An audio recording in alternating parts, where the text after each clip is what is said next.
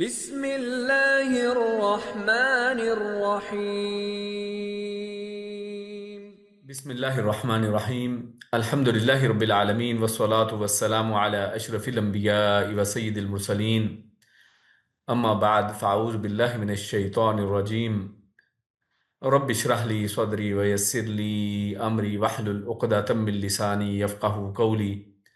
ربنا زدنا علما اللہم فقہنا فی الدین۔ تفسیر القرآن الکریم کے آج کے اس درس میں ہم انشاءاللہ تعالیٰ سورۃ یونس اس کی آیت نمبر 83 سے 89، 83 سے 99 تک کا مطالعہ کریں گے۔ آج کے اس درس میں یہ جو آیات ہیں ان سے جو ماخوذ موضوعات ہیں ان میں سب سے پہلے موضوع کا تعلق وہ گزشتہ سے پیوستہ ہی اصل میں موسیٰ علیہ السلام ہی کا واقعہ چل رہا ہے۔ تو اللہ رب العزت نے پہلی آیت میں موسیٰ علیہ السلام پر ایمان لانے والے لوگوں کا تذکرہ کیا ہے کہ جب موسیٰ علیہ السلام اور ان کے مقابلے میں جادوگر آتے ہیں تو اس کے نتیجے میں پھر جو لوگ مسلمان ہوتے ہیں وہ کون ہیں، اور اس کے بعد پھر اللہ رب العزت نے موسیٰ علیہ السلام ہی کے ذریعے سے اللہ رب العزت نے یہ پیغام دیا اور توکل کا ایک نصیحت موسیٰ علیہ السلام کی طرف سے ان کی قوم کو جو کی گئی، اور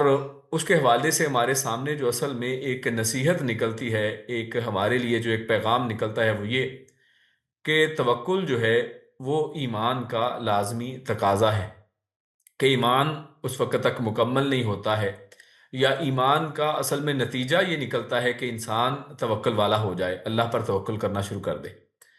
پھر اسی طرح ظالم حکمران جو ہے اس سے بچاؤ کی دعائیں ان آیات میں انشاءاللہ آ جائیں گی، جو بنی اسرائیل نے ظالم حکمرانوں سے بچاؤ کے لیے کی۔ پھر اس کے بعد مقررہ جگہ پر نماز باجماعت کا حکم جو ہے یہ ان آیات میں ہمارے سامنے آتا ہے، اور موسیٰ اور ہارون علیہ السلام ان کی بد دعا جو ہے، اور دو بلکہ بد دعائیں ان کا تذکرہ آ جائے گا، اور پھر آخر میں دعوت جو ہے، دعوت دین تبلیغ کا جو کام ہے اس پر اللہ رب العزت نے ثابت قدمی کا حکم دیا ہے۔ تو اس تذکرے پر آج کا یہ درس انشاءاللہ اختتام پذیر ہوگا۔ تو سب سے پہلے ہم آج کی یہ جو آیات ہیں آیت نمبر 83 سے 99، انشاءاللہ اس کی جو ہے تلاوت تجوید کے ساتھ، اور انشاءاللہ اس کے بعد پھر اس کا لفظ بلفظ ترجمہ اور پھر تفسیر کی طرف چلیں گے۔ تو شروع کرتے ہیں۔ اعوذ باللہ من الشیطان الرجیم۔ فما آمن لموسى إلا ذرية من قومه على خوف من فرعون وملئهم أن يفتنهم وإن فرعون لعال في الأرض وإنه لمن المسرفين۔ وقال موسى يا قوم إن كنتم آمنتم بالله فعليه توكلوا إن كنتم مسلمين۔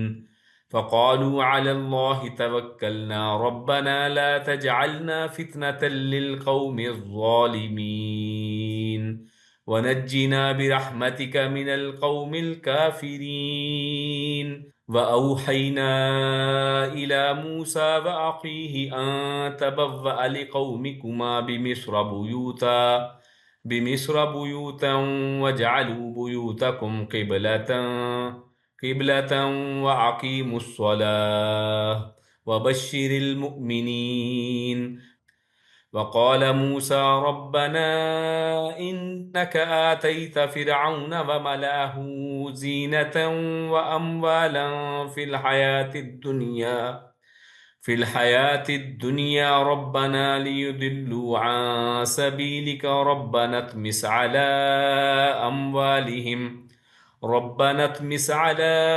أموالهم واشدد على قلوبهم فلا يؤمنوا حتى يروا العذاب الأليم۔ قال قد أجيبت دعوتكما فاستقيما ولا تتبعان سبيل الذين لا يعلمون۔ یہاں پر اس آیت میں آخر میں دیکھیں وَلَا تَتَّبِعَانِ جو ہے تو یہ اس کا رنگ اور ہمارے جو تجوید کے قواعد کے مطابق دیکھیں، کیونکہ حروف مد کے بعد جب نون مشدد یا کوئی بھی مشدد یا تشدید والا لفظ آ جاتا ہے تو یہ یہاں پر مد لازم آتی ہے، تو جس کو 6 حرکات کے جتنا لمبا کیا جانا ہوتا ہے۔ اس کے بعد ہم انہی آیات کا جو لفظ بلفظ ترجمہ ہے اس کی طرف چلتے ہیں۔ اللہ رب العزت نے پہلی آیت میں جو فرمایا فما آمن لموسیٰ، تو فرمایا فما، فا پھر ما جو، یا یہاں پر ما کا معنی نہ کے طور پر ہے، کیوں؟ کیونکہ آگے جملے میں الا آ رہا ہے۔ تو ہم پہلے بھی ایک عربی گرامر کا اصول بیان کر چکے ہیں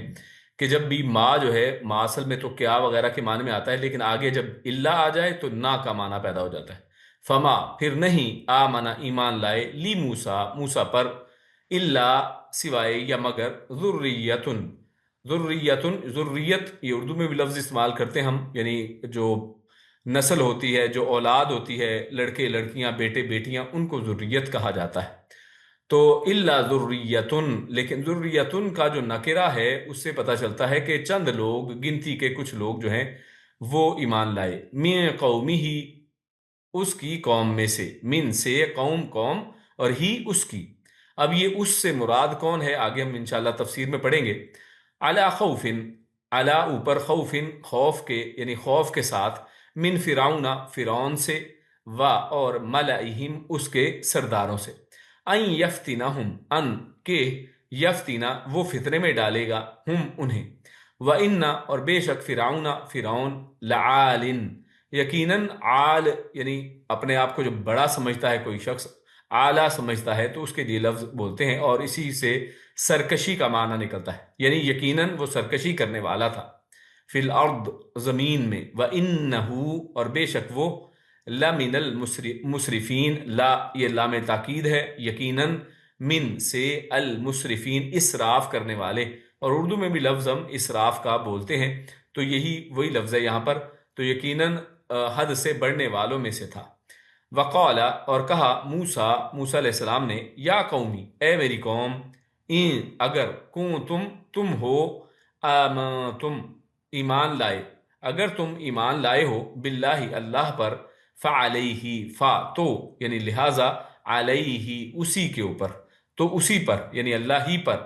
توکلوا تم سب بھروسہ کرو، ان کنتم ان اگر، تم ہو، مسلمین مسلمان یا فرمانبردار، اگر تم مسلمان یا فرمانبردار ہو اور اللہ پر ایمان لائے ہو تو اسی پر تم بھروسہ کرو۔ فقالو پھر، قالو ان سب نے کہا، علی اللہ اللہ ہی پر، اللہ ہی پر میں ہی کا معنی ہم نے اس لیے کیا ہے کیونکہ علی جو ہے حرف جر وہ شروع میں آ گیا ہے، جب حرف جر شروع میں آئے تو پھر اس سے اس کے اندر تاکید پیدا ہو جاتی ہے، علی اللہ اللہ ہی پر، توکلنا ہم نے بھروسہ کیا، ربنا اے ہمارے رب، لا تجعلنا نہ تو بنا ہمیں، فتنتن آزمائش، لقومن لیے قومن قوم، الظالمین ظالم، تو ہمیں ظالم لوگوں کے لیے فتنہ یا آزمائش نہ بنا، ونجینا اور ہمیں نجات دے، برحمتک اپنی رحمت کے ساتھ، من القومی قوم سے، الکافرین کافر لوگوں سے تو ہمیں اپنی رحمت کے ساتھ نجات دے، وَأَوْحَيْنَا اور ہم نے وحی کی، اوحینا میں وحی کا لفظ ہے، اور ہم نے وحی کی، الی موسیٰ الی طرف موسیٰ علیہ السلام کی، اور اخی بھائی کو کہتے ہیں، اخی ہی اس کا بھائی، ہم نے وحی کی موسیٰ علیہ السلام کی طرف اور اس کے بھائی کی طرف یعنی ہارون علیہ السلام کی طرف، ان یہ کہ تبوّا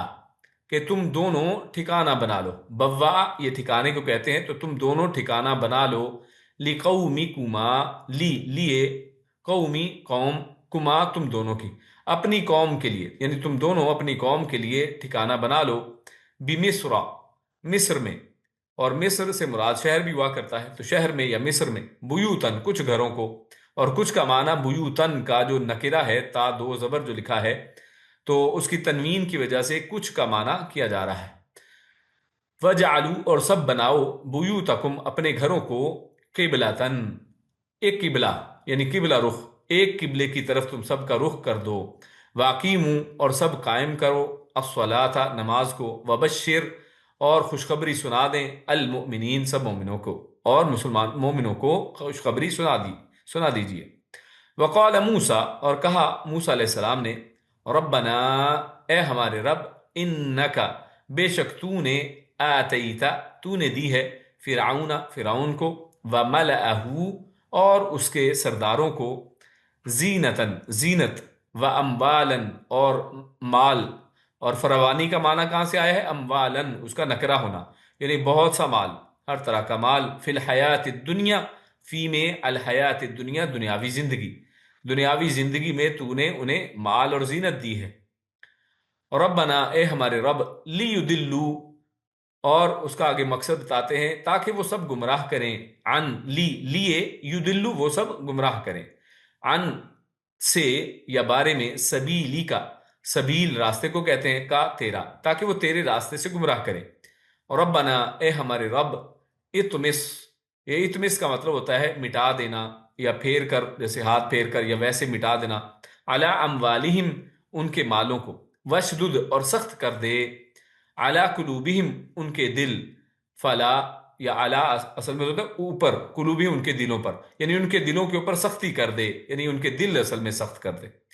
فلا پھر نہ، یؤمنون وہ سب ایمان لے یعنی لا سکیں یا نہ لائیں، حتی یہاں تک کہ، یرو کہ وہ سب دیکھ لیں، یرو اصل میں یرا کہتے ہیں دیکھنے کو،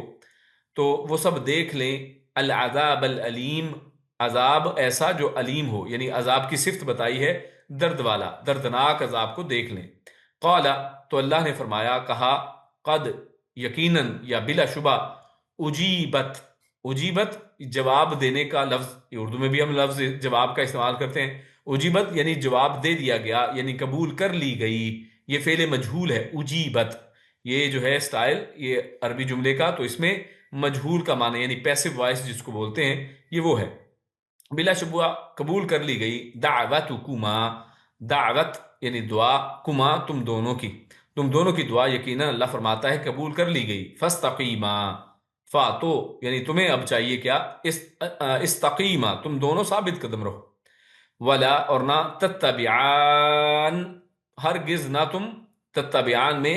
اتباع کا لفظ ہے، اتباع کرنا، اردو میں ہم لفظ استعمال کرتے ہیں پیروی کرنا، ہرگز نہ تم دونوں پیروی کرو، سبیلا راستے کی، الذین وہ لوگ جو، لا یعلمون لا نہیں، یعلمون وہ علم رکھتے یا نہیں وہ جانتے۔ تو یہ آج کی آیات تھیں، آیت نمبر 83 سے 99، اور اب ان آیات کی تفسیر کی طرف چلتے ہیں۔ تو جیسے ہم نے پچھلی جو آیات تھیں یا پچھلا جو درس تھا اس میں ہم نے دیکھا کہ اس میں موسیٰ علیہ السلام ان کا مقابلہ جو ہے وہ فرعون کے لائے ہوئے یا بلائے ہوئے جادوگروں سے ہوتا ہے، تو اس کے بعد کا جو صورتحال ہے وہ آج اس کو یہاں پر ان آیات میں بیان کیا گیا ہے۔ تو حق جو ہے وہ ثابت ہو گیا، اس مقابلے میں ان لوگوں نے اپنی رسیاں اپنی لاٹھیاں پھینکیں، وہ اس کا ذکر تو پچھلی آیات میں نہیں تھا لیکن تفصیل قرآن مجید کے دیگر مقامات پر موجود ہے، اس کا حوالہ پچھلی دفعہ دیا گیا۔ تو اس سب جو دلائل کے آ جانے کے بعد، اس حق کے ثابت ہو جانے کے بعد، اور حضرت موسیٰ علیہ السلام کے غالب آنے کے باوجود، جو ایمان لانے والوں کی جو تعداد یہاں پر بیان کی گئی ہے آج کی اس آیت میں، وہ چند نوجوانوں کا ذکر کیا گیا ہے، الا ذریۃ، یعنی کوئی ایمان نہیں لایا سوائے چند لوگوں کے، یا چند ذریت، چند نئے جو لڑکے لڑکیاں ہوتے ہیں، چند جوان نوجوان جو لوگ ہیں، ان کے علاوہ کسی نے اسلام کو قبول نہیں کیا، اور باقی سب لوگ جو ہے صرف وہی ایمان لائے، ان کے علاوہ کوئی ایمان لانے والا نہ بن سکا۔ تو اب یہاں سے جو اس جگہ پر من قومہ کا جو لفظ آیا ہے اس آیت میں، تو ان کی قوم میں سے، تو اس کے اوپر مفسرین جو ہیں انہوں نے دو مختلف اقوال پیش کیے ہیں کہ اس سے مراد اصل میں کیا ہے، کہ موسیٰ علیہ السلام پر یہ جو لوگ، جو چند لوگ جن کا تذکرہ کیا گیا ہے، وہ کون لوگ تھے؟ کیا وہ موسیٰ علیہ السلام کی قوم یعنی بنی اسرائیل میں سے تھے، ان کے کیا چند لوگ ایمان لائے، یا پھر بات یہاں پر فرعون اور اس کی جو قوم تھی، یعنی قبطی جو تھے، فرعونی جو تھے، یا اس کے مالا، اس کے جو درباری تھے، کیا ان میں سے کوئی لوگ اس مسلمان ہوئے تھے؟ تو اصل میں یہاں پر بات کن کی جا رہی ہے؟ تو اس حوالے سے دو رائے پائی جاتی ہیں۔ ابن جریر طبری رحمہ اللہ ان کی رائے ہے کہ موسیٰ علیہ السلام کی اپنی قوم بنی اسرائیل کے چند لڑکے لڑکیوں کے سوا کوئی ایمان نہیں لایا، یعنی وہ اس قومی ہی میں جو ہی ہے، یعنی اس کی قوم سے مراد، اس سے مراد موسیٰ علیہ السلام کو لیتے ہیں کہ اس سے مراد موسیٰ علیہ السلام کی قوم ہے، یعنی بنی اسرائیل کی بات ہو رہی ہے کہ بنی اسرائیل کے چند لڑکے لڑکیوں کے سوا کوئی ایمان نہیں لایا۔ اور وہ یہ بھی دلیل لیتے ہیں کہ جیسے دیکھیے آگے لفظ آیا ہے وَمَلَئِهِمْ، اور ان کے اوپر خوف تھا، عَلَىٰ خَوْفٍ مِّن فِرْعَوْنَ وَمَلَئِهِمْ، تو یہاں پر وہ کہتے ہیں مَلَئِهِمْ سے مراد ان کے سردار ہیں، یعنی بنی اسرائیل ہی کے جو سردار تھے، بنی اسرائیلی کے جو چند بڑے لوگ تھے۔ لیکن آپ کو پتا ہے کہ جو بڑے لوگ ہوتے ہیں وہ حکومت کی جو پارٹی ہے اس کے ساتھ مل جاتے ہیں، تو یہی وہ بات کرتے ہیں، وہ کہتے ہیں کہ مالائہم میں ان کے سرداروں کی طرف جو اشارہ ہے، تو یہ ہم ضمیر یا تو فرعون کی طرف جمع کے طور پر ہے، کیونکہ بعض اوقات جو بڑے بڑے جو بادشاہ ہوا کرتے ہیں وہ ہم کہہ کر اپنے آپ کو پکارتے ہیں، جمع کا صیغہ اپنے لیے استعمال کرتے ہیں، تو یا تو یہ جمع کا صیغہ فرعون کی طرف ہے، یہ مالائہم سے مراد یعنی فرعون کے جو درباری تھے، یا تو یہ مراد ہے کہ فرعون کے درباری، یا پھر وہ کہتے ہیں کہ دوسرا مراد کیا ہے کہ ملائہم میں اس سے مراد یعنی جو بنی اسرائیل کے سردار ہیں اس سے مراد ہو سکتی ہے، تو ہم کیونکہ جمع کا صیغہ بھی ہے، کیونکہ مصری یعنی یا اس سے مراد بنی اسرائیل کے سردار ہیں، یعنی بنی اسرائیل میں سے جو نوجوان ایمان لائے انہیں ایک طرف تو فرعون کا ڈر تھا، کیونکہ آگے ڈر کی بات ہوئی ہے کہ یہ جو لوگ ایمان لائے ہیں ان کو ڈر تھا، کن کا؟ دو لوگوں کا، فرعون کا ڈر، علی خوف من فرعون، فرعون کا ڈر تھا، یا ملائہم یا اس کے سرداروں کا۔ اب اس کے سرداروں سے مراد وہ کہتے ہیں دونوں چیزیں ہو سکتی ہیں، یا تو فرعون کے جو سردار، فرعون کے جو درباری تھے وہ مراد ہیں، یا پھر وہ نہیں بلکہ ان کے اپنی ہی قوم کے سردار، لیکن جو لالچ میں جو فرعون کے ہاتھوں بک چکے تھے، اصل میں اسی کے ساتھ تھے، اسی کی طرف تھے، تو ان لوگوں کی طرف سے جو اپنے اوپر ظلم و ستم کا ان کو ڈر تھا، لیکن اس کے باوجود وہ ایمان لے آئے، لیکن کیونکہ جب ڈر کی حالت ہوتی ہے تو اس میں زیادہ لوگ ایمان نہیں لاتے ہیں، اس لیے چند ہی لوگ ایمان لائے۔ تو اس تفسیر کا نتیجہ جو ہے وہ یہی ہے کہ فرعون کی قوم میں سے جادوگروں کے سوا اور بنی اسرائیل میں سے چند لڑکوں کے سوا ایک شخص بھی ایمان نہیں لایا، جیسا کہ یہاں پہ واضح طور پہ بیان ہے کہ فما آمن، نہ ایمان لایا لی موسیٰ الا ذریۃ من قومہ، کہ کوئی بھی ایمان نہیں لایا چند ذریت، چند نوجوانوں کے علاوہ۔ یا پھر دوسرا جادوگروں کا تذکرہ قرآن مجید میں واضح طور پر ہے کہ جادوگر ایمان لے آئے، تو وہ کہتے ہیں ابن جریر طبری رحمہ اللہ کہ فرعون کی قوم میں سے جادوگر یا پھر بنی اسرائیل میں سے چند لڑکوں کے سوا ایک شخص بھی ایمان نہیں لایا، تو فرعون کی پوری قوم اور بنی اسرائیل کے تمام بڑی عمر کے لوگ ایمان سے محروم رہے اور فرعون کے دین ہی پر قائم رہے۔ تو یہ ہے اس کی ایک تفسیر جو آپ کے سامنے پیش کی گئی، اور ابن جریر اور ان کے ہم خیال حضرات کا کہنا یہ ہے کہ یہ کیفیت ابتدائی دور کی ہے، کہ شروع میں اصل میں ایسا ہوا کہ چند ہی لوگ ایمان لائے، کیونکہ معاملے کو حل بھی کرتے ہیں کہ ظاہر بعد میں زیادہ لوگوں کا تذکرہ بھی ملتا ہے کہ کیفیت بدل گئی، تو وہ کہتے ہیں کہ یہ اصل میں اس وجہ سے کہ شروع کے دور کی یہ بات ہو رہی ہے کہ اس وقت بہت تھوڑے سے چند لوگ جو ہے ایمان لائے تھے، اور بعد میں تو قارون کے سوا سب بنی اسرائیل جو ہے موسیٰ علیہ السلام پر ایمان لے آئے تھے۔ تو یعنی یہ جو بنی اسرائیل کی اتنی بڑی تعداد آج بھی ہم دیکھتے ہیں، تو یہ اصل میں کس کا نتیجہ ہے کہ یہ اصل میں بعد کے دور کی بات ہے، شروع کے دور میں ایسا نہیں ہوا اور چند لوگ ایمان لائے جیسے یہاں کے پہ اس آیت میں مذکور ہے۔ لیکن اس کے برعکس حافظ ابن کثیر رحمہ اللہ، انہوں نے آیت کے اس مطلب کی سخت تردید کی ہے، وہ کہتے ہیں نہیں، یہ مطلب صحیح نہیں ہے، یہ یہاں پر جو من قومی ہی جو کہا گیا ہے اس کی قوم، تو اس سے مراد بنی اسرائیل ہیں ہی نہیں، اس سے مراد بنی اسرائیل نہیں ہے، اور ان کی ترجیح میں یہ ذریۃ من قومہ میں ہی کی جو ضمیر ہے وہ فرعون کی طرف لوٹ رہی ہے۔ وہ کہتے ہیں من قومی سے مراد یعنی فرعون کی قوم، کہ فرعون کی قوم میں سے صرف چند لوگ مسلمان ہوئے تھے، یہ یہاں پر ہی سے مراد فرعون کی قوم مراد ہے، کیونکہ بنی اسرائیل وہ تو پہلے سے ہی موسیٰ علیہ السلام کی آمد کے منتظر تھے، تو اس کا تو سوال ہی نہیں پیدا ہوتا کہ ان میں سے چند لوگ ایمان لائے، وہ تو پہلے ہی موسیٰ علیہ السلام پر ایمان لاتے تھے، وہ تو آپ کا صدیوں سے انتظار کر رہے تھے، اور ان کے تشریف لانے پر سب کے سب ایمان لے آئے، جیسے یعنی وہ آئے تو سب ایمان لے آئے ان کے اوپر کہ ہاں یہ تو وہی ہیں جو آنے والے تھے، جن کا ہم انتظار کر رہے تھے۔ اور اس کی تائید جو ہے یعنی یہ جو موقف ہے حافظ ابن کثیر رحمہ اللہ کا، تو وہ اس کی تائید میں اس آیت سے جو اگلی آیت ہے وہ اس کو پیش کرتے ہیں، کہ جس سے معلوم ہوتا ہے کہ تمام کے تمام بنی اسرائیل موسیٰ علیہ السلام پر ایمان لا چکے تھے۔ ہاں البتہ جو فرعون ہے اس کی قوم، اور فرعون کی قوم کیا تھی؟ آپ جانتے ہیں قبطی جو ہے یہ فرعون کی قوم تھی، اور موسیٰ علیہ السلام کی قوم کون سی تھی؟ وہ بنی اسرائیل تھی۔ تو جو فرعون کی قوم قبطی جو تھی، قبطیوں میں سے چند نوجوان ہی ایسے نکلے کہ جو موسیٰ علیہ السلام پر ایمان لائے تھے، یعنی وہاں سے اصل میں چند لوگ صرف ایمان لائے، جبکہ بنی اسرائیل تو پہلے ہی سے ایمان یافتہ تھی۔ اور آیت کا ترجمہ اگر اس انداز میں کریں جیسے حافظ ابن کثیر رحمہ اللہ نے بیان کیا ہے، یعنی جو ہی کی ضمیر اس طرف لوٹائی ہے، تو کچھ اس طرح سے ہوگا کہ پھر موسیٰ علیہ السلام پر اس فرعون کی قوم قبطیوں میں سے صرف چند نوجوان ہی ایمان لائے، اور وہ فرعون اور اپنے سرداروں سے ڈرے کہ کہیں وہ فرعون انہیں آزمائش میں نہ ڈالے۔ یعنی وہ اپنے ہی سرداروں سے ڈرے کہ جناب ہم مسلمان کیونکہ ہو گئے ہیں، فرعون سے پوچھے بغیر یا ان کی اجازت کے بغیر، تو پھر ہمارا کیا حال ہوگا؟ کیونکہ آپ جانتے ہیں قرآن مجید میں اللہ رب العزت نے یہ جو جادوگر مسلمان ہوئے تو ان کے ایمان لانے کے بعد فرعون کا ان کے ساتھ کیا رویہ تھا اس کو ذکر کیا گیا ہے، کہ فرعون نے ان کو ڈرایا دھمکایا کہ میں تمہارے مخالف سمتوں سے ہاتھ اور پاؤں کاٹ دوں گا، تم نے مجھ سے اجازت کے بغیر اسلام قبول کرنے کی جرت کیسے کی ہے؟ تو خیر یہ ترجمہ زیادہ واضح ہے، اور علماء تحقیق نے اسی کو ترجیح دی ہے، اور حافظ ابن کثیر نے تفسیر ابن کثیر میں اور روح المعانی میں اسی کو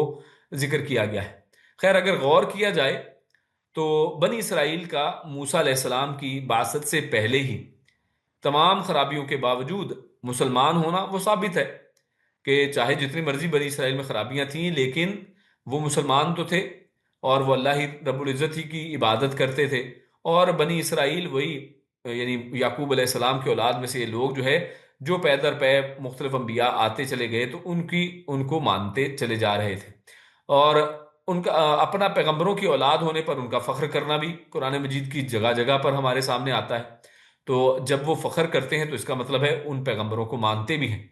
ورنہ اگر وہ فرعون کا دین قبول کر لیتے، یعنی اگر یہ بات درست ہوتی کہ وہ لوگ تو نہیں تھے اور انہوں نے تو فرعون کا دین قبول کر لیا ہوا تھا، اب وہ مسلمان ہی نہیں تھے، اور اس وجہ سے اب موسیٰ علیہ السلام کی دعوت پر چند لوگ مسلمان ہو رہے ہیں، اگر ایسی بات ہوتی اور آزادی کا مطالبہ تو کا کیسے ہوتا؟ یعنی یہ تو آزادی کا مطالبہ کر رہے تھے، اگر یہ اس کا دین مانتے تھے تو پھر آزادی کا مطالبہ کیسا؟ تو فرعون کو ان کے لڑکوں کو قتل کرنے کی پھر ضرورت کیا تھی؟ کیونکہ یہ بھی معروف ہے، قرآن مجید میں بھی اس کا تذکرہ ہے کہ فرعون ان بنی اسرائیل کے لڑکوں کو قتل کر دیتا اور ان کی لڑکیوں کو زندہ چھوڑ دیتا تھا۔ اور یہ سب کیوں ہو رہا تھا؟ کیونکہ یہ اس کی اپنی قوم کے لوگ نہیں تھے، اور یہ نہ ہی اس کو رب مانتے تھے، کیونکہ فرعون کا کہنا کیا تھا؟ انا ربکم العالی، کہ تم مجھے اپنا رب مانو اور میری عبادت کرو، اور یہ لوگ اس سے کیونکہ مترفر تھے اور اس بات کو درست نہیں سمجھتے تھے، ایک اللہ کی عبادت کرنے کو حق سمجھتے تھے، انبیاء کے اوپر ایمان لاتے تھے، تو اس وجہ سے فرعون کی ان کے اوپر جو ہے زیادتی اور زبردستی جو ہے وہ ہمارے سامنے قرآن و سنت کی روشنی میں آتی ہے۔ اس کے بعد آگے چلتے ہیں، اللہ رب العزت فرماتا ہے وَقَالَ مُوسَىٰ يَا قَوْمِ إِن كُنتُمْ آمَنتُم بِاللَّهِ فَعَلَيْهِ تَوَكَّلُوا۔ اب اس آیت کے اندر اللہ رب العزت نے موسیٰ علیہ السلام کا ان سے توکل کرنے کا جو ہے ایک تذکرہ فرمایا ہے۔ موسیٰ علیہ السلام کے معجزات، موسیٰ علیہ السلام کے معجزات کا تذکرہ ہم نے پچھلی دفعہ کیا تھا کہ 9 معجزات اللہ رب العزت نے موسیٰ علیہ السلام کے ہاتھوں جو ہیں وہ صادر فرمائے۔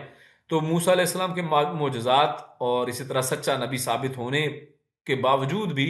فرعون کے ظلم میں کوئی کمی نہیں آئی، بلکہ آپ دیکھیں کہ وہ اور بڑھ گیا، فرعون اور زیادہ ظلم و ستم کرنا شروع ہو گیا، کہ بھی اب تو ان کے پاس ایک نبی بھی آ گیا ہے۔ پہلے تو یہ صرف ایک رب کی عبادت کر رہے تھے اور نبی کے انتظار میں تھے، اب نبی بھی آ گیا، اب ان کو ایک اپنا لیڈر مل گیا ہے، تو اس وجہ سے اب اس کی ظلم و زیادتی جو ہے وہ بڑھتی چلی جاتی ہے۔ تو جب بھی ظاہر ظلم اور زیادتی بڑھے گی تو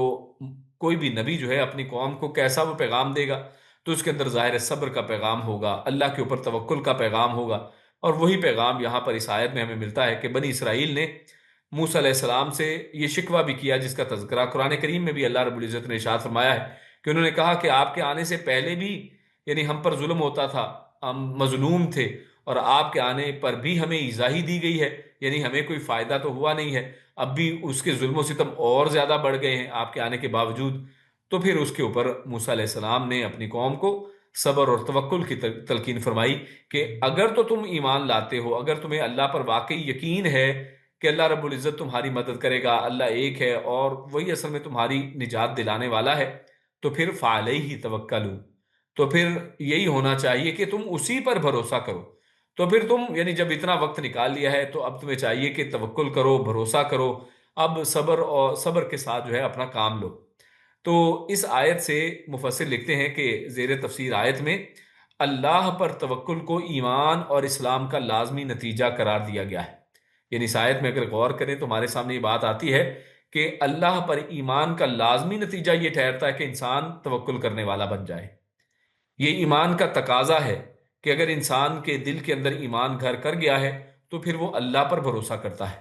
پھر غیر اللہ کے اوپر اس کا بھروسہ نہیں ہوتا ہے، کیونکہ یہ دونوں ضد ہیں، ایک دوسرے کی مخالف چیزیں ہیں۔ پھر انسان گھبراتا نہیں ہے، کسی بھی مشکل حالات کے اندر وہ تیار رہتا ہے، اور وہ اللہ کے علاوہ غیروں سے امیدیں نہیں لگاتا ہے، بلکہ وہ ایک اللہ کی طرف رجوع کرتا ہے، اسی سے اس کو توکل اور اسی سے اس کو امید ہوا کرتی ہے۔ تو یہ توکل جو ہے وہ ایک حقیقی ایمان کا ایک مظہر ہے، یہ حقیقی ایمان کی ایک علامت ہے، یہ اس کا ایک نتیجہ ہے کہ انسان کے اندر توکل پیدا ہو جائے۔ اور اگر کسی شخص میں توکل پیدا نہیں ہوا ہے تو ہمیں اپنا جائزہ لینا چاہیے، ہمیں اس کے اوپر غور و فکر کرنا چاہیے کہ کہیں ہمارے ایمان کے اندر کوئی کمی تو نہیں ہے، کیونکہ یقیناً اگر توکل ہمارے اندر نہیں ہے، اگر ہم اللہ پر بھروسہ نہیں کرتے، ہمارا بھروسہ کبھی کسی دھاگے پر، کبھی کسی قبر پر، کبھی کسی درخت پر، اور کبھی کسی یعنی اسی طرح جو اللہ کی مخلوقات ہیں ان کے اوپر اگر بھروسہ ہے،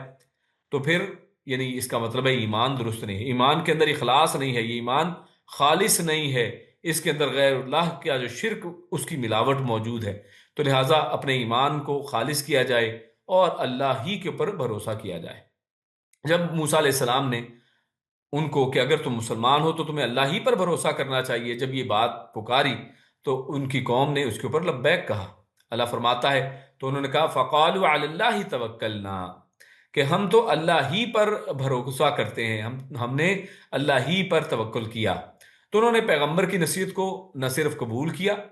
بلکہ زبان سے اقرار بھی کیا۔ یعنی یہاں سے یہ بھی پتہ چلتا ہے کہ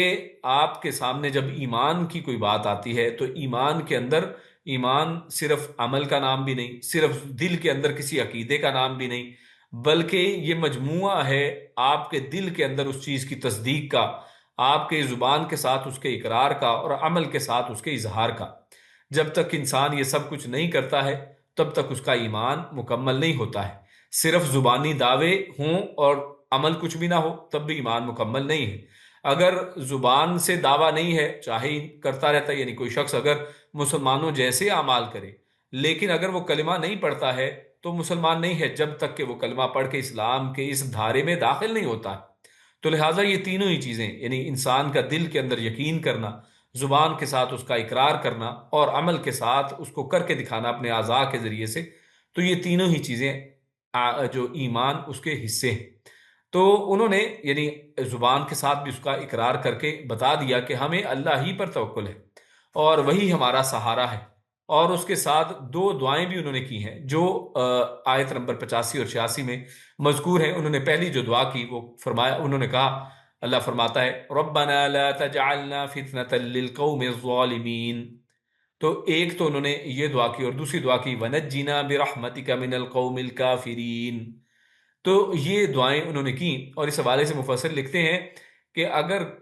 کوئی شخص ظالم حکمران کے چنگل میں پھنسا ہو، اگر کوئی قوم جو ہے اس کے اوپر ظالم حکمران حاکم ہو، جیسا کہ بنی اسرائیل کے اوپر فرعون سے بڑا ظالم حکمران کون ہوگا، تو اس کی حکومت تھی، تو اس سے بچنے کے لیے انہوں نے یہ دعائیں کی، تو اللہ رب العزت نے ان دعاؤں کو قبول فرمایا۔ تو اس سے پتہ چلتا ہے کہ یہ دعائیں مجرب دعائیں ہیں، یہ تجربے سے ثابت ہے کہ یہ دعائیں جو ہیں وہ قبول ہونے والی دعائیں ہیں، قرآن کی اللہ کی بتائی ہوئی دعائیں ہیں۔ تو لہٰذا ان دعاؤں کو انسان پکڑ لے، ان کے ذریعے سے اللہ رب العزت سے مدد طلب کرے۔ تو ان میں پہلی دعا، اس میں اللہ فرماتا ہے کہ ان لوگوں نے کہا ربنا، اے ہمارے رب، لا تجعلنا فتنة للقوم الظالمین، اے ہمارے پروردگار ہمیں ظالم لوگوں کے لیے فتنہ نہ بنا۔ اب یہاں پر فتنہ کا جو لفظ ہے تو یہاں پر مفسرین نے پھر اس کے دو معنی کیے ہیں۔ تو ان دونوں ہی معنوں سے ایک فائدہ بھی حاصل ہوتا ہے کہ اس کے جو معنی اور مفہوم کے اندر اور اضافہ ہو جاتا ہے۔ یعنی اگر ایک معنی کریں تو اس سے ایک جو ہے اس کی جہت ہمارے سامنے کھلتی ہے، اور دوسرے معنی سے اس کی ایک دوسری جہت کھلتی ہے، تو دونوں ہی معنوں کو لیا جا سکتا ہے۔ تو فتنتن اس کا ایک معنی تو یہ ہے کہ اس کو اگر ہم لفظ فاتنا سے ماخوذ کہیں کہ یہ وہاں سے لیا گیا ہے، تو پھر یہ فعل معروف کا مصدر ہے بمعنی اسم فاعل، یعنی معنی یہ ہے کہ اس کو فاتن کہیں گے، یعنی فاتنین جمع کا صیغہ کہیں تو، یعنی فتنے اور آزمائش میں ڈالنے والے، یعنی انہوں نے کہا کہ اے رب تو ہمیں فتنے میں ڈالنے والا نہ بنا کہ ہماری وجہ سے لوگ فتنے میں پڑ جائیں، یعنی تو ہمیں ایسا نہ بنا کہ ہماری وجہ سے یہ جو ظالم قوم ہے یہ فتنے میں پڑ جائے، تو ہماری وجہ سے، حتیٰ کہ وہ ظالم قوم ہے پھر بھی وہ دیکھیے یہ ایک مومن کی شان ہوتی ہے، ایمان کا تقاضا یہ ہوتا ہے کہ ایماندار شخص جو ہے وہ کیسی اس کی فکر آخرت، اس کے الفاظ، اس کے جو انداز ہیں وہ بالکل نرالے ہوتے ہیں۔ تو اس دعا سے ہمیں پتہ چلتا ہے کہ اللہ کے بندوں کو ایمان اور آخرت کی کتنی فکر تھی کہ وہ یہ بھی نہیں چاہتے تھے کہ وہ کسی شخص کے کفر میں مبتلا رہنے کا باعث بنے، کہ ہماری وجہ سے کوئی شخص ظالم بن جائے، ہماری وجہ سے کوئی شخص کفر کے اوپر آ جائے، تو ان کو یہ پسند نہیں تھا۔ تو اس کا لفظ کا معنی اگر ہم یہ لیں کہ فاتنین کے معنی میں اس کو لیں، یعنی فتنے اور آزمائش میں ڈالنے والے، تو ہم کہیں گے اے ہمارے پروردگار ہمیں ظالم لوگوں کے لیے فتنہ نہ بنا، ان کو فتنے میں ڈالنے والا ہمیں نہ بنا۔ ہاں، اس کا ایک دوسرا معنی بھی کیا گیا ہے کہ اس کو اگر سمجھا جائے کہ یہ فتنہ تن جو ہے یہ فوتینہ سے لیا گیا ہے، یعنی فعل مجہول کے مصدر کے طور پر اس کو لیا گیا ہے، تو یہ اس میں مفعول پھر بن جائے گا، تو اس سے معنی کیا نکلے گا؟ مفتونین، یعنی فتنے میں ڈالے ہوئے، کہ یہ لوگ خود اصل میں فتنے میں ڈالے ہوئے ہیں۔ تو اس کا مطلب کیا ہوگا؟ یعنی اس سے پھر اس کا معنی یہ نکلتا ہے کہ یہ اللہ ہمیں یعنی کسی کے ظلم کی وجہ سے خود فتنے میں پڑھ کر اپنا ایمان ضائع نہ کرنا پڑے۔ اے اللہ یعنی ہمیں کسی کے فتنے میں نہ ڈال کہ کوئی شخص جو ہے ہمارے لیے فتنہ بن جائے اور ہم اس کے فتنے کی وجہ سے ایمان سے ہاتھ دھو بیٹھیں۔ یا اللہ ہمیں لوگوں کے فتنے سے بھی بچا، نہ ہمیں لوگوں کے لیے فتنہ بنا، ایک اس کا معنی یہ ہو گیا، اور دوسرا معنی یہ کہ ہمیں لوگوں کے فتنے سے بچا کے ان کی وجہ سے کہیں ہمارے ایمان کا امتحان نہ ہو جائے، کہیں ہم اپنے ایمان کو ضائع نہ کر بیٹھیں۔ تو یہ دونوں ہی معنی جو ہے اسے دیکھیے اس کی گہرائی جو ہے، معنویت جو ہے اور زیادہ بڑھ جاتی ہے۔ اور دوسری جو دعا انہوں نے کی وہ کی کہ وَنَجِّنَا بِرَحْمَتِكَ مِنَ الْقَوْمِ الْكَافِرِينَ، کہ اے پروردگار تو ہمیں صرف ان کے لیے فتنے کا باعث بننے ہی سے نہ بچا،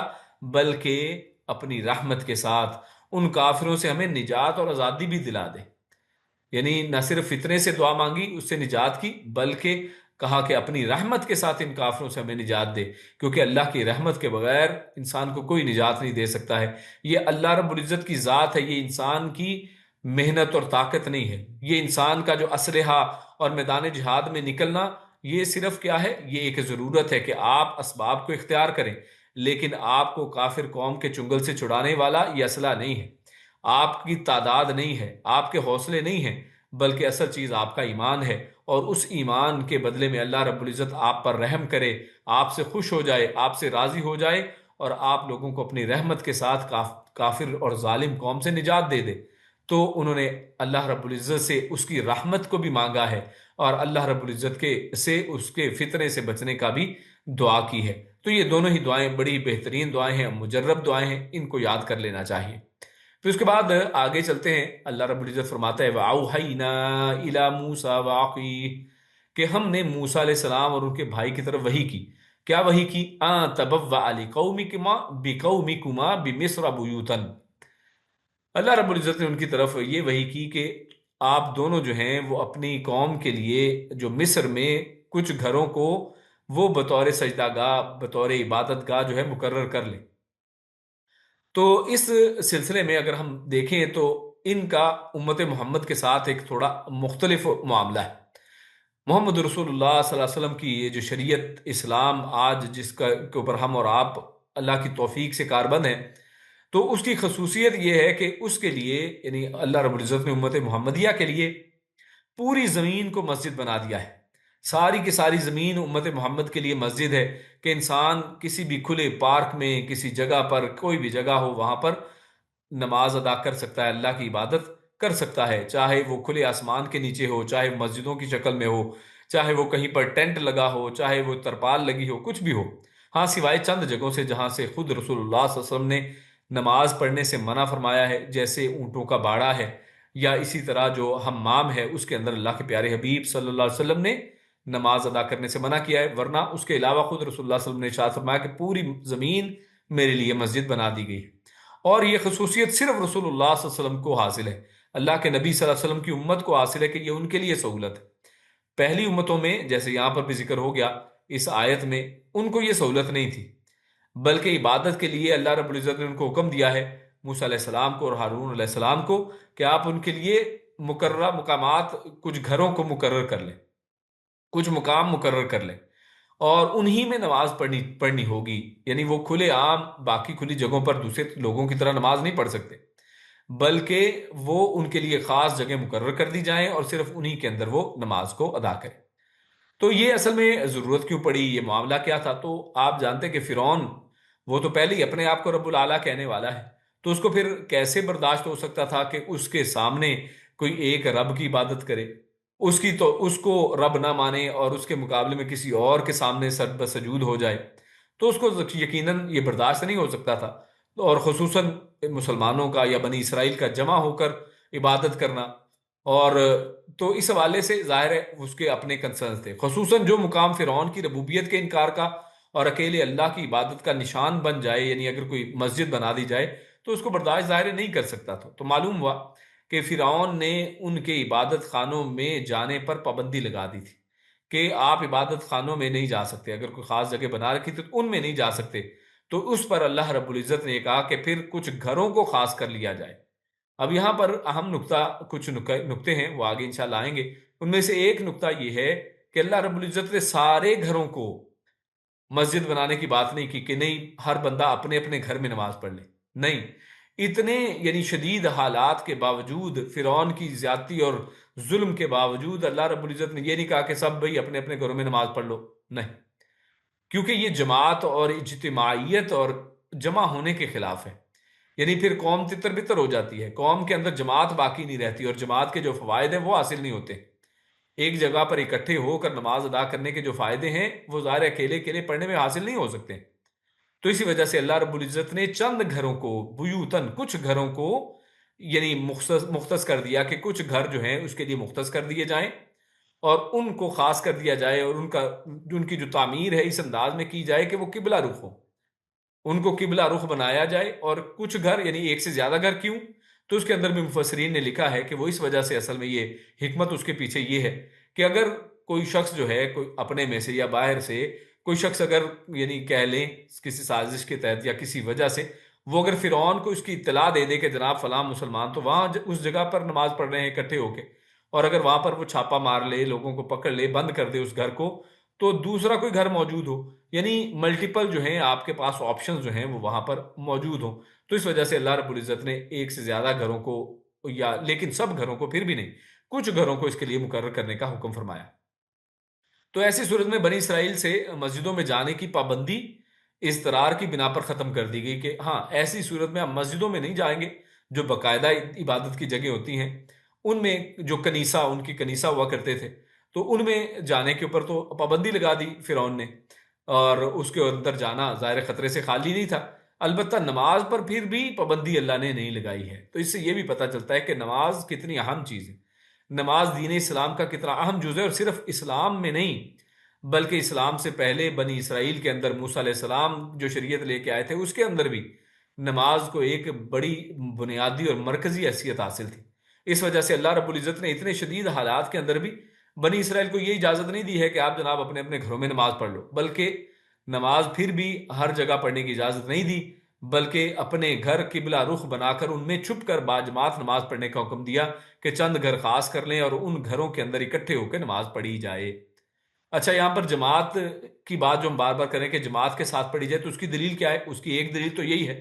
کہ اللہ رب العزت نے فرمایا بیوتن، یعنی کچھ گھر جو ہے، یعنی پوری قوم کے لیے چند گھروں کو ٹھکانہ بنا لیا، تو اس سے ثابت ہوتا ہے کہ لوگ اکٹھے ہو کے جماعت کے ساتھ نماز پڑھیں۔ تو ان کے اندر بھی جماعت کا تصور تھا، اور آج مسلمانوں کو بھی اس میں پھر سمجھنا چاہیے کہ جو لوگ اپنے طور پہ یہ سہولت بنا لیتے ہیں اپنے لیے اور اپنے گھروں میں نمازیں پڑھنا شروع ہو جاتے ہیں، کہ ان کی روٹین ہوتی ہے،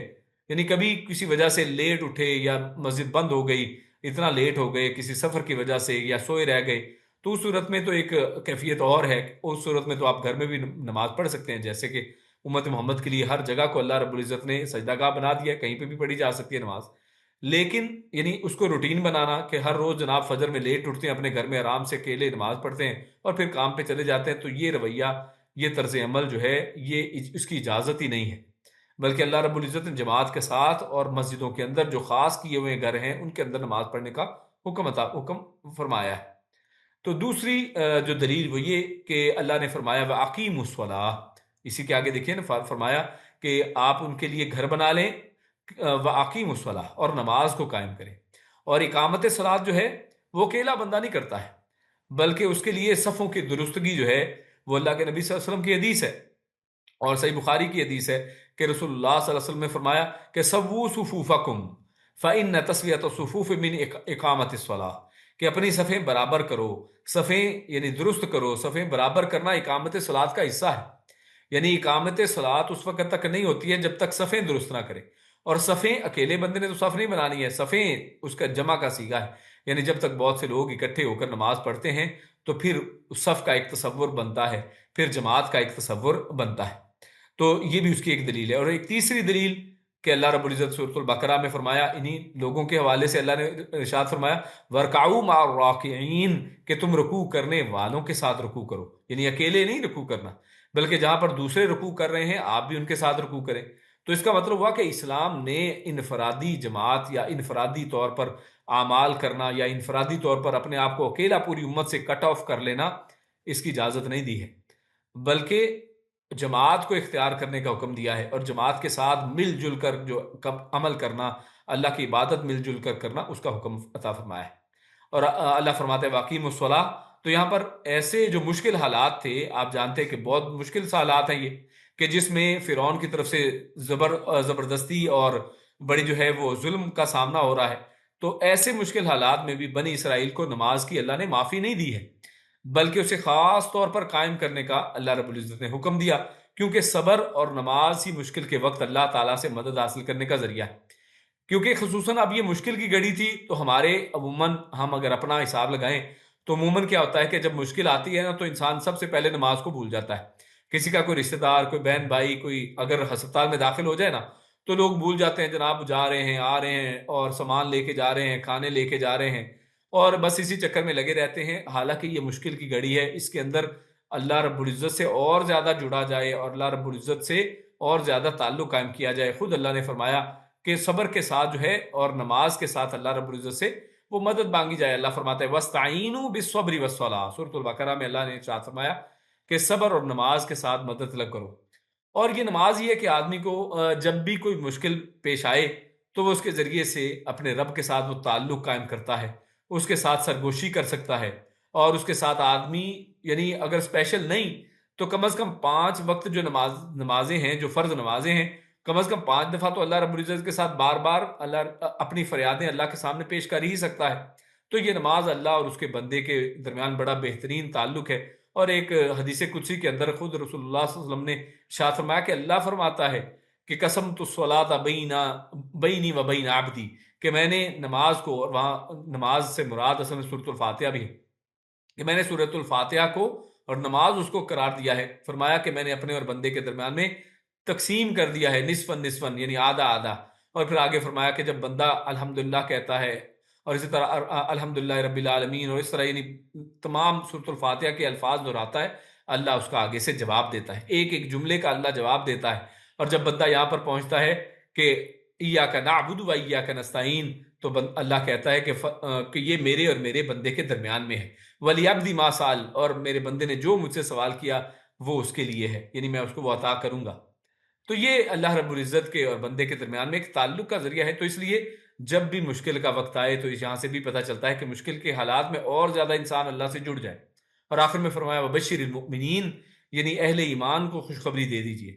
یہ کیا خوشخبری تھی کہ جس کو دینے کا یہاں پر تذکرہ کیا گیا ہے؟ یہاں پر بالکل مختصر الفاظ میں 2 لفظ ہیں بس، وَبَشِّرِ الْمُؤْمِنِينَ۔ تو اس کا تفصیل جو ہے، اس کا ذکر جو بشارت تھی، سورۃ الاعراف میں اللہ رب العزت نے اس کا ذکر فرمایا ہے، آیت نمبر 129 کے اندر 129 میں فرمایا قال عسى ربكم ان يهلك عدوكم ويستخلفكم في الارض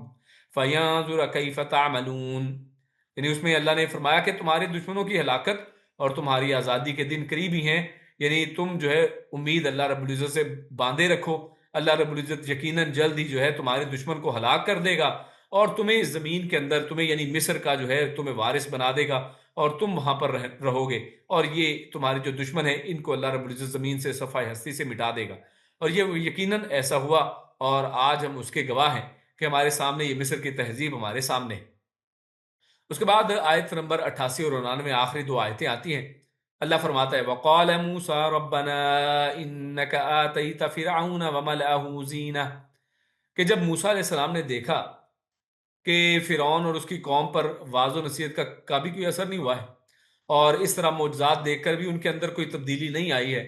تو پھر ان کے حق میں پھر موسیٰ علیہ السلام نے، یہاں پر دیکھیے تذکرہ یہاں پر اس آیت میں صرف موسیٰ علیہ السلام کا ہے، لیکن اگلی آیت اس کی طرف دلیل بنتی ہے کہ وہاں پر اللہ فرماتا ہے قال قد اجیبت دعوتکما، کہ اللہ رب العزت نے تم دونوں کی دعا کو قبول کر لیا۔ تو پتہ یہ چلتا ہے کہ موسیٰ علیہ السلام کے ساتھ ساتھ ہارون علیہ السلام نے بھی یہ دعا کی تھی، تو موسیٰ اور ہارون دونوں ہی اس میں دعا کے اندر شامل تھے۔ تو جب موسیٰ علیہ السلام نے دیکھا کہ فرعون اور اس کی قوم پر واعظ و نصیحت کا کوئی بھی اثر نہیں ہوا ہے،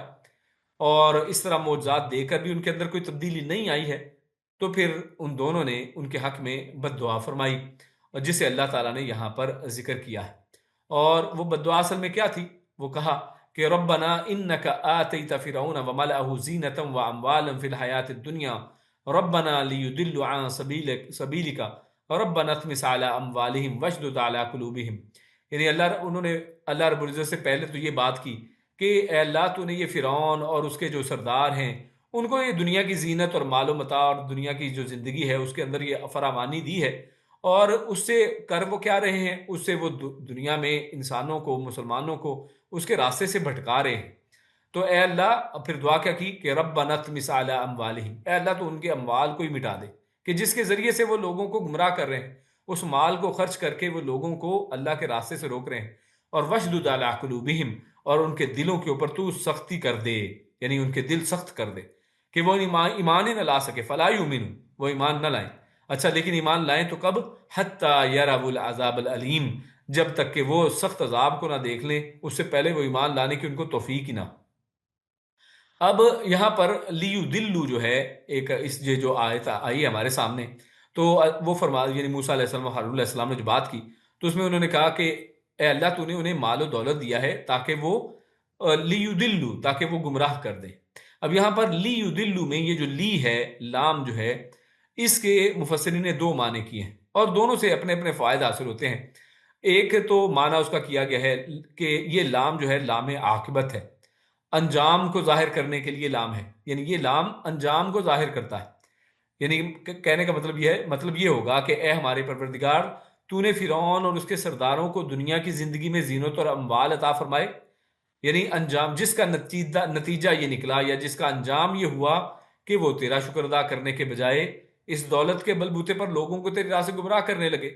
یعنی اس دولت دینے کا انجام یہ نکلا، اس کی عاقبت یہ ہوئی، اس کا نتیجہ یہ نکلا کہ انہوں نے لوگوں کو اس اللہ کے راستے سے روکا، اس سے گمراہ کیا۔ اور یہ معنی جو ہے یہ سیبویہ نے اور اسی طرح خلیل رحمہ اللہ نے انہوں نے بیان کیا ہے،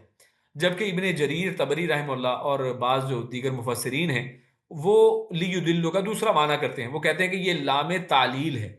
یہ لام جو عاقبت نہیں ہے بلکہ لام تعلیل ہے، یعنی علت وجہ بیان کر رہا ہے، یعنی کہ تاکہ ایسا ہو جائے، یعنی وہ وجہ بیان کرنے کے لیے ہے، یعنی تو نے انہیں دنیا کا مال و دولت اور اس کی زینت اس لیے دی تاکہ یا اس کے ذریعے سے انہیں فتنے اور آزمائش میں ڈالے، یعنی تیرا مقصد ان لوگوں کو یہ مال و دولت دینا، دنیا کے اندر زینت دینا، اس کا مقصد یہ تھا کہ وہ جو ہے کہ تو اس کے ذریعے سے ان کو فتنے میں ڈال دے، اور یہ مال و دولت تو نے انہیں دی ہے اسی لیے دی ہے کہ یہ فتنے میں پڑھ کر خود بھی گمراہ ہوں اور شیطان کی طرح دوسرے لوگوں کو بھی تیرے راستے سے گمراہ کریں۔ یعنی اس کا معنی یا یہ لے لیا جائے یا دوسرا لے لیا جائے، چاہے اس کو انجام سمجھا جائے کہ اس مال و دولت دینے کا نتیجہ یہ نکلا کہ اس کی وجہ سے ایسا ہوا، یا پھر یہ کہا جائے کہ تو نے دی ہی اصل میں مال و دولت ان کو اس لیے تاکہ اس کے ذریعے سے تو ان کا بھی امتحان لے لے کہ یہ کیا کرتے ہیں اپنے مال کی وجہ سے، اور دوسروں کا بھی امتحان لے لے کہ ان کے مال کی وجہ سے یعنی کیا یہ لوگ ان سے متاثر ہو کر یہ بھی دین کو چھوڑ دیتے ہیں، یعنی یا ان کے جو زیادتی اور ظلم سے کیا یہ لوگ جو ہے وہ اس فتنے سے کامیاب ہو پاتے ہیں یا نہیں ہو پاتے۔ تو یہ دونوں ہی معنی جو ہیں وہ لیے جا سکتے ہیں۔ اس کے بعد اللہ فرماتا ہے، اللہ رب العزت نے موسیٰ علیہ السلام، ہارون علیہ السلام کی اس بد دعا کا ذکر فرمایا کہ ربنا اطمس علی اموالہم۔ تو یہاں پر یہ بات کی جا رہی ہے کہ اللہ ان کے مالوں کو جو برباد کر دے، مٹا دے، اور ان کے دلوں کو سخت کر دے، اور وہ اس وقت تک ایمان نہ لائیں کہ جب تک جو ہے وہ عذاب کو دیکھ نہ لیں۔ اور آپ جانتے ہیں کہ جب انسان عذاب کو دیکھ لیتا ہے تو اس کے بعد ایمان کا فائدہ ہی نہیں ہوتا ہے، ایمان قبول ہی نہیں ہوتا ہے۔ جب انسان عذاب کو دیکھ لے تو ایمان، عذاب کو دیکھنے کے بعد جو ہے جو توبہ کے دروازے بند کر دیے جاتے ہیں۔ اور یہ ان دونوں نے دعا کی ہے اللہ رب العزت سے۔ خیر اللہ بہتر جانتا ہے کہ موسیٰ علیہ السلام جیسے اولو العزم پیغمبر نے یہ جو بد دعا ہے اللہ کے کسی اشارے کے بعد کی، یعنی اس کا تذکرہ یہاں پہ قرآن و سنت میں نہیں ملتا ہے، تو اس لیے مفسر لکھتے ہیں کہ ممکن ہے کہ اللہ رب العزت نے ان کو کوئی اشارہ دیا ہو، کوئی ان کو الہام کیا ہو، کہ جس کے بعد پھر یعنی موسیٰ علیہ السلام اور ہارون علیہ السلام نے یہ ان کے حق میں ایک بد دعا کی، کہ فرعون اور اس کے ساتھیوں کی قسمت میں ایمان ہی نہیں ہے، یعنی ہو سکتا ہے اللہ نے اشارہ دے دیا ہو کہ اب یہ لوگ ایمان نہیں لا سکتے ہیں، تو اس لیے ان کے لیے اس طرح کی بد دعا کر دی جائے۔ اور اس جیسا کہ نوح علیہ السلام نے بھی ان کے لیے اسی طرح کی بد دعا کی، بلکہ بڑے سخت الفاظ انہوں نے نوح علیہ السلام نے استعمال کیے،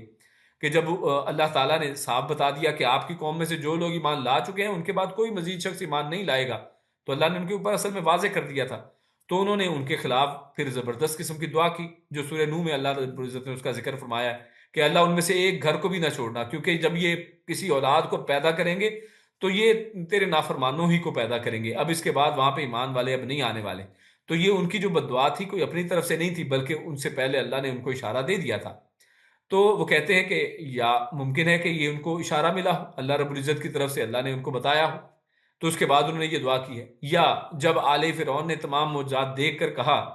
کہ تو ہمارے پاس خواہ کوئی بھی نشانی لے آ، یہ ہم پہلے پڑھ آئے ہیں کہ ہمارے سامنے تو جو مرضی نشانی لے آ، ہم ایمان نہیں لائیں گے۔ تو جب انہوں نے اپنا حتمی فیصلہ بیان کر دیا کہ اب تو ایمان ہم لانے والے ہیں ہی نہیں، تو جب ان کے ایمان لانے کی کوئی امید ہی باقی نہ رہی تو موسیٰ اور ہارون علیہ السلام نے پھر یہ دعا کر دی۔ تو یہ ان میں سے کوئی بھی بات ہو سکتی ہے کہ جس وجہ سے موسیٰ اور ہارون علیہ السلام نے اپنی قوم کے لیے ایک ایسا عذاب مانگا کہ جو واقعی دعا قبول ہوئی۔ آپ جانتے ہیں کہ اس کے بعد پھر اللہ فرماتا ہے قال قد اجیبت دعوتکما، اللہ رب العزت نے ان دونوں کی دعا کو قبول کر لیا۔ اور یہ واقعی آپ جانتے ہیں کہ اللہ رب العزت نے قرآن مجید میں واضح کیا ہے کہ جب موسیٰ اور ہارون علیہ السلام اپنی قوم بنی اسرائیل کو لے کر سمندر کو پار کر لیتے ہیں، تو اس کے بعد جب فرعون اور اس کی قوم والے اس سمندر میں داخل ہوتے ہیں تو اللہ رب العزت ان کو ملا دیتا ہے، پانی میں ڈبو دیتا ہے، اور اس وقت فرعون کا کے الفاظ اللہ نے قرآن میں ذکر کیے ہیں کہ وہ پھر اس طرح سے وہ کہتا ہے کہ جناب اے اللہ تعالیٰ، میں اب موسیٰ اور ہارون کے جو رب کے اوپر ایمان لے کے آتا ہوں۔ تو اللہ پھر کہتا ہے الآن، یعنی کیا اب ایمان لے کے آ رہے ہو؟ یعنی جب انہوں نے عذاب کو، فرعون نے اس نے دیکھ لیا، اس کی قوم والوں نے دیکھ لیا، تو اب عذاب کے آ جانے کے بعد، عذاب کے اندر اب پھنس جانے کے بعد جو توبہ قبول نہیں ہوتی ہے، تو اس وجہ سے اللہ رب العزت نے اس کو غرق کر دیا۔ تو یہاں پر جو اسی کا تذکرہ ہے کہ اللہ نے اس دعا کو قبول کیا، اور اس کا حال ہمارے سامنے فرعون کی اس موت سے ہو جاتا ہے کہ جب وہ دعا بھی کرتا ہے لیکن اسی وقت کرتا ہے جیسا کہ موسیٰ اور ہارون علیہ السلام نے اس کے لیے بد دعا کی تھی، کہ وہ اسی وقت اس کو دعا کی توفیق ہو کہ جب عذاب کو وہ دیکھ لے، اور یقیناً ایسا ہی ہوا۔ تو اللہ فرماتا ہے قال قد اجیبت دعوتکما، تو یقیناً تم دونوں کی دعا قبول کر لی گئی۔ تو معلوم ہوا کہ موسیٰ علیہ السلام کے ساتھ ہارون بھی اس دعا میں شریک تھے۔ اور خیر بعض نے یہ بھی لکھا ہے کہ موسیٰ علیہ السلام دعا کرتے تھے، ہارون آمین کہتے تھے، تو اس لیے موسیٰ علیہ السلام کا پہلے ذکر نہیں تھا۔ لیکن یہ بات کسی قرآن مجید میں بھی کہیں اور ذکر نہیں ہے، یا کسی حدیث میں بھی اس کا تذکرہ نہیں ہے، تو اس لیے اس کے بارے میں انسان یہ بات نہیں کر سکتا ہے کہ کیا ایسا ہی تھا کہ موسیٰ علیہ السلام نے دعا کی اور ہارون علیہ السلام نے صرف آمین کہا، بلکہ یہ الفاظ زیادہ واضح ہیں جہاں پہ اللہ فرماتا ہے کہ تم دونوں کی دعا کا اللہ نے قبول کیا۔ تو ممکن ہے کہ دونوں نے دعا کی ہو، اور لیکن اللہ رب العزت نے ذکر صرف موسیٰ علیہ السلام کو پچھلی آیت میں کیا ہے۔ خیر فاستقیما، اللہ رب العزت نے دعا کو قبول کرنے کے بعد ایک حکم بھی فرمایا کہ تم دونوں ثابت قدم رہو۔ اس کا ایک معنی تو یہ ہے کہ دعوت پر ثابت قدم رہو، یعنی یہ نہیں کہ اب تم نے یہ دعا کر لی کہ اب اس قوم کو اب نجات نہ ملے اور یہ قوم جو ہے عذاب دیکھنے پر ایمان لائے، تو اس کا مطلب ہے اب تم فارغ ہو اور اب دعوت کا کام تمہارا ختم ہو گیا۔ نہیں، تم قائم رہو، تم اپنا دعوت کا کام کرتے چلے جاؤ۔ کیوں؟ اس کی وجہ یہ ہے کہ اس کا اللہ کو پتا ہے کہ یہ دعا کب قبول ہوگی، کب کتنے سال اس کو لگیں گے، اور مفسرین نے لکھا ہے کہ اس دعا کرنے کے 40 سال بعد یہ دعا قبول ہوئی تھی۔ یعنی یہ جو دعا موسیٰ علیہ السلام اور ہارون علیہ السلام نے یہ کی تھی، تو اس کے 40 سال لگے اس دعا کو قبول ہونے میں۔ کیوں؟ کیونکہ اس کی حکمت اللہ بہتر جانتے ہیں کہ اس کا مقررہ وقت کب ہے، کب اس کو دعا کو قبول کیا جائے۔ ایسا نہیں کہ آپ دعا کریں فوراً قبول ہو جائے، ہاں دعا قبول ہوگی، لیکن کب ہوگی اس کا فیصلہ اللہ کرنے والا ہے، اللہ اپنی حکمت سے اس کے فیصلہ کرتا ہے۔ تو اس لیے دیر کی وجہ سے دعوت میں کوتاہی نہیں کرنی چاہیے۔ تو آپ انسان جو ہے اپنی دعوت کا کام، تبلیغ کا کام کرتا چلا جائے، بار بار سمجھاتا جائے، جس کا اللہ رب العزت نے سورۃ العصر میں بھی ذکر کیا ہے، وَتَوَاصَوْا بِالْحَقِّ، کہ حق کو بار بار بیان کیا جائے، وصیت کے انداز میں زور سے اور بڑے تاکید کے ساتھ اس انداز میں حق کو بیان کیا جائے۔ دوسرا معنی یہ ہے کہ اب اپنی اس بد دعا پر قائم رہنا۔ فَاسْتَقِیمَا کا ایک اور معنی کیا گیا ہے کہ تم اب جو دعا کر چکے ہو نا، اب یہ نہ ہو کہ بعد میں تم کہو کہ بھی، یعنی کیونکہ ہر نبی جو ہے اپنی امت کے لیے، اپنی قوم کے لیے بڑا ہی وہ نرم ہوتا ہے، بڑا ہی رحیم ہوتا ہے، اور اس کا ہمیشہ یہی خواہش رہتی ہے کہ یہ قوم بچ جائے۔ تو اللہ رب العزت اس کا ایک معنی یعنی اس انداز میں بھی ہے کہ ایسا نہ ہو کہ میرا عذاب آنے پر ان کی سفارش کرنے لگو، جیسے نوح علیہ السلام کی قوم میں جب عذاب آ گیا، خود نوح علیہ السلام نے پہلے دعا کی تھی، بعد میں جب عذاب آ جاتا ہے اور جب ان کا بیٹا جو ہے وہ پانی میں جو بہت بڑی بڑی پانی کی لہروں میں اب وہ غوطے کھا رہا تھا، تو اب نوح علیہ السلام کہتے ہیں یا اللہ میرے بیٹے کو بچا لے۔ تو اس وقت پھر اللہ رب العزت نے نوح علیہ السلام کو کہا تھا کہ بھی میرا وعدہ ان کے لیے تو تھا نہیں، صرف مسلمانوں کے لیے تھا، تو اس لیے آئندہ ایسا نہ کرنا ورنہ تم جاہلوں میں سے ہو جاؤ گے۔ تو لہٰذا یعنی یہ اس طرح کی کہ ایسا نہ ہو کہ تم بھی بعد میں تم کہو کہ جناب، یعنی اب قائم رہنا، تم دونوں اب اپنی اس دعا جو تم کر چکے ہو اس کے اوپر قائم رہنا، اور ساتھ ساتھ اپنی دعوت کا کام کرتے چلے جانا۔ وَلَا تَتَّبِعَانِ سَبِيلَ الَّذِينَ لَا يَعْلَمُونَ، یعنی ان لوگوں کا راستہ اختیار نہ کرنا، یعنی قائم بھی رہنا، اور ساتھ ہی ساتھ یہ بھی ارشاد فرمایا اللہ نے ان کو، یہ بھی حکم فرمایا کہ تم دونوں جو بے علم لوگ ہیں ان کے راستے پر نہیں چلنا۔ اور یہ بڑی ہی زبردست جو ہے وہ ایک نصیحت اللہ رب العزت کی طرف سے تذکیر ہم سب کے لیے ہے کہ انسان جو ہے اپنے ایک تو دعوت کا کام کرتا چلا جائے، دوسروں سے متاثر نہ ہو، اور ساتھ ہی ساتھ یہ کہ انسان جو ہے بے علم جو لوگ ہیں ان کے راستے کے اوپر نہ چلے، بلکہ دعوت کے کام کے اندر جو ہے انسان جو علم والے لوگ ہیں ان کی طرف رجوع کرے کہ ان کا طریقہ کار کیا تھا، اپنے اسلاف کو دیکھے کہ جو سلف صالحین تھے، جو صحابہ کرام کی جماعت تھی، جو تابعین کی جماعت تھی، تو ان کا رویہ کیسا تھا، تو یعنی اس کی طرف دیکھا جائے، اور بے علم جو جاہل قسم کے لوگ ہیں ان کو نہ دیکھا جائے کہ جو نا امید ہوتے ہیں اور جو حوصلے ہار جاتے ہیں ان کی طرف نہ دیکھا جائے، یا دعا کرتے ہی چاہتے ہیں کہ ان کا مطلب پورا ہو جائے۔ یعنی یہ بھی ایک معنی اس کا ہے کہ جو جن کو علم نہیں ہوتا ان کا ایک رویہ یہ بھی ہوتا ہے کہ جیسے ہی دعا کرتے ہیں وہ کیا کہتے ہیں کہ یا اللہ ہماری دعا قبول کیوں نہیں ہو رہی، فوراً ان کو اب جلدی پڑ جاتی ہے کہ فوری طور پر ہماری دعا قبول ہو جائے، یا پھر شکایتوں کے انبار لگا دیتے ہیں کہ یا اللہ ہم تو دعائیں کرتے ہیں جی، اللہ قبول ہی نہیں کرتا، تو اللہ رب العزت کے اوپر شکایتیں کرنے لگ جاتے ہیں، تو کہ جی ہم نے بہت سی دعائیں کی مگر پروردگار نے قبول ہی نہیں کی۔ تو اس کے اوپر رسول اللہ صلی اللہ علیہ وسلم کا بس آخری جملہ ہے، فرمان ہے بڑا ہی پیارا، اس کو سن لیں کہ پیارے حبیب صلی اللہ علیہ وسلم نے کیا ارشاد فرمایا صحیح بخاری اور مسلم کی حدیث ہے، فرمایا یستجاب لأحدکم ما لم یعجل یقول دعوت فلم یستجب لی، تو تم میں سے کسی شخص کی دعا قبول ہوتی رہتی ہے جب تک کہ وہ جلدی نہیں کرتا، یعنی تم میں کوئی بھی ہو چاہے اس کی دعا اللہ تعالیٰ اس وقت تک قبول کرتا رہتا ہے جب تک وہ جلدی نہیں مچاتا ہے کہ جناب میری دعا قبول کیوں نہیں ہوئی۔ آپ کا کام دعا کرنا تھا، قبول کرنا اللہ کا کام تھا، آپ نے اپنا کام کر لیا، اب اللہ کے اوپر چھوڑ دیں، اب اللہ رب العزت جیسے بہتر سمجھے گا، جب بہتر سمجھے گا، جس انداز میں بہتر سمجھے گا، وہ آپ کی دعا کو اس انداز میں جو ہے برلائے گا۔ تو اسی طرح دوسرے حصے میں اللہ کے پیارے حبیب نے کیا فرمایا، یقول دعوت فلم یستجب لی، یہ نہیں کہتا کہ میں نے دعا کی مگر میری دعا قبول نہیں کی گئی، یعنی جب تک یہ نہیں نا بندہ کہتا کہ میں نے دعا کی مگر میری دعا قبول ہی نہیں ہوئی، تو اس وقت تک اللہ اس کی دعائیں قبول کرتا رہتا ہے۔ جیسے ہی وہ یہ کہہ دیتا ہے، جیسے ہی وہ یہ شکایت اور شکوے کا دروازہ کھول لیتا ہے، جیسے ہی وہ بے صبرا ہو جاتا ہے اور اس کے اندر جلدی مچانے لگتا ہے، تو اللہ رب العزت پھر اس کی دعا قبول ہی نہیں کرتا ہے۔ تو اس کا مطلب یہ ہوا کہ اگر کوئی شخص چاہتا ہے کہ اس کی دعا قبول ہو تو اخلاص کے ساتھ اللہ سے دعا مانگے، خالص اللہ رب العزت سے، بغیر کسی کے شرک کے، بغیر کسی کے واسطے وسیلے کے دعا مانگے، اور ساتھ ہی ساتھ پھر اس کے اوپر دعا مانگنے کے بعد اپنی دعائیں مانگتا چلا جائے، اس میں استقامت دکھائے، یعنی دعا مانگنے سے کبھی پیچھے نہ ہٹے، اللہ سے امید باندھے رکھے، کب پوری ہوگی یہ اللہ کو پتا ہے۔ کیسے پوری ہوگی یہ بھی اللہ کو پتا ہے۔ پیارے حبیب صلی اللہ علیہ وسلم کا ایک فرمان ہے کہ جو دعا ہے نا اس کی کچھ مختلف صورتیں ہوتی ہیں پوری ہونے کی، یا تو اللہ رب العزت اسی وقت یا جس بھی انداز میں کچھ دیر کے بعد اس کو جیسے مانگا ہوتا ہے ویسے ہی پورا کر دیتا ہے، یا پھر اللہ رب العزت جو ہے اس کے بدلے میں اس کے اوپر سے کوئی اور بلا ٹال دیتا ہے، اس کا کوئی اور مسئلہ حل کر دیتا ہے، یا پھر اللہ رب العزت دنیا میں اس دعا کو قبول ہی نہیں کرتا بلکہ اس کو آخرت کے لیے مؤخر کر دیتا ہے، اور اللہ رب العزت قیامت والے دن اس کو وہ جو دعائیں تھیں اس کو جنت میں جانے کا ذریعہ بنا دیتا ہے۔ تو لیکن دعا قبول ضرور ہوتی ہے انسان کی، اگر انسان نے حرام نہ کھایا ہو، اگر اخلاص کے ساتھ دعا مانگی ہو، اس کے تمام تقاضے جو ہیں وہ پورے کیے ہوں، تو دعا ضرور قبول ہو جاتی ہے۔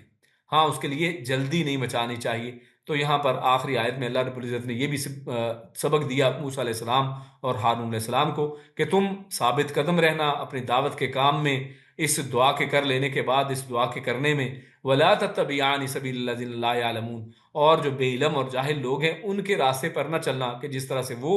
جو ہے وہ دعا مانگنے کے بعد جلدی مچاتے ہیں، تم بھی ایسا نہ کرنا۔ اور ان لوگوں نے یقیناً ہمارے لیے ایک مثال رقم کی، اور یقیناً 40 سال کا انتظار ان دونوں نے کیا،